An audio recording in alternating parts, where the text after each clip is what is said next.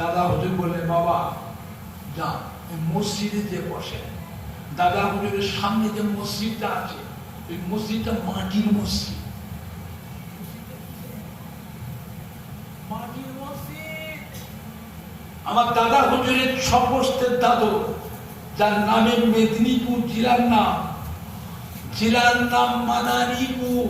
এই মাদারীপুরের লোকটাকে মেদিনীপুর, মাদারীপুর হাজী মুস্তফা মাদানী রহমতুল্লাহ আলাইহির নামে মেদিনীপুর জেলার নাম হয়েছে মাদারীপুর।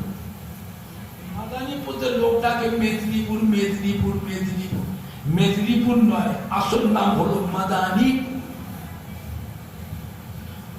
হাজী মুস্তফা মাদানী রহমতুল্লাহ আলাইহির জেন মুরিদানরা এক রাতে ফুরফুরা শরীফের দাদা হুজুরের সামনে যে মসজিদ, ওই মসজিদে এক রাতে জেনেরা করেছিলেন। জোরে বলবেন না?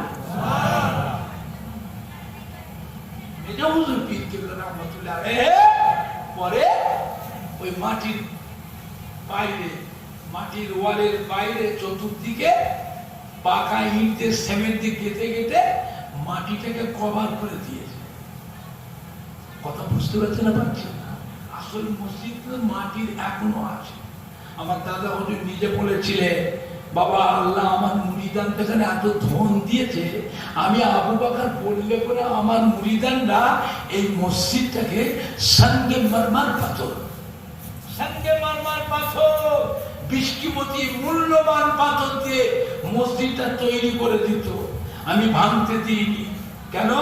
আমার ছপস্তের দাদু হাজী মুস্তফা মাদানী হুজুরের জেন মুরিদান এই মসজিদটা করেছিলেন, তার স্মৃতি হিসাবে এই মসজিদ আমি সেইভাবেই রেখে দিয়েছি। জোরে বলবেন না? আর একটু জোরে বলা যাবে না? দাদা হুজুর বলে, বাবা আব্দুল মমিন ওই মসজিদে যে বসে, দাদা হুজুর ডাকলেন, মেজো হুজুর পীর কেবলা, বাবা আবু জাফর, আল্লাহর ওলি দেখেছ? আল্লাহর ওলি দেখেছ? বাবা আবু জাফর যাও, ওই মসজিদে বসে আছে, উজু করে দেখা করো। আল্লাহর ওলি দেখে দিকে বিনা উজুতে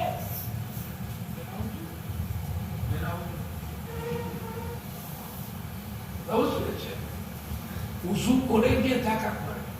মেজলা হুজুর পীর কেবলা রহমাতুল্লাহ উজু করে ওই মসজিদের কাছে গিয়ে মসজিদের বাইরে পায়ের আঙুলের মাথায় ভর দিয়ে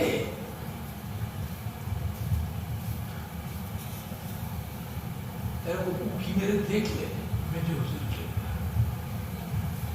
দেখলেন বসে আছে, চেহারাটা গায়ে পোষ বলে কিছু নেই, শুধু হাত, চোখ দুটো লাল করেন্টার মতো চলছে। আস্তে আস্তে সিঁড়িতে উঠে গেলেন। মেজো হুজুর পীর কেবলার হাতটা ধরে সুফি আব্দুল মমিন সামনে বসালেন। বসেন ভাই, মেজো ভাই বসে, মেজো ভাই বসে। মেজো হুজুর পীর কেবলা যে জিজ্ঞাসা করলেন, হুজুর চম্বলে আপনি কি করেছিলেন, কি অবস্থা, চম্বলের কিছু গল্প শোনা। সুফি আব্দুল মমিন রহমতুল্লাহ আলাইহি একটা একটা করে চম্বলের গল্পগুলো মেজো হুজুর পীর কেবলাকে শুনিয়েছিলেন। জোরে বলুন না সুবহানাল্লাহ। আমার ভাইরা না, বাপ জানে না, যুবকেরা, আল্লাহ পাকের নিয়ামত। একবার দরুদ শরীফ আল্লাহুম্মা সাল্লি আলা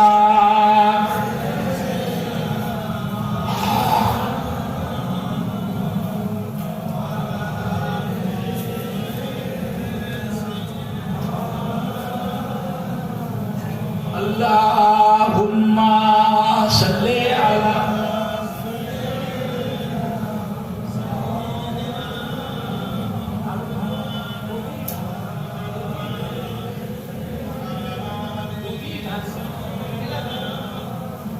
জোরে জোরে কালমা লা ইলাহা ইল্লাল্লাহ।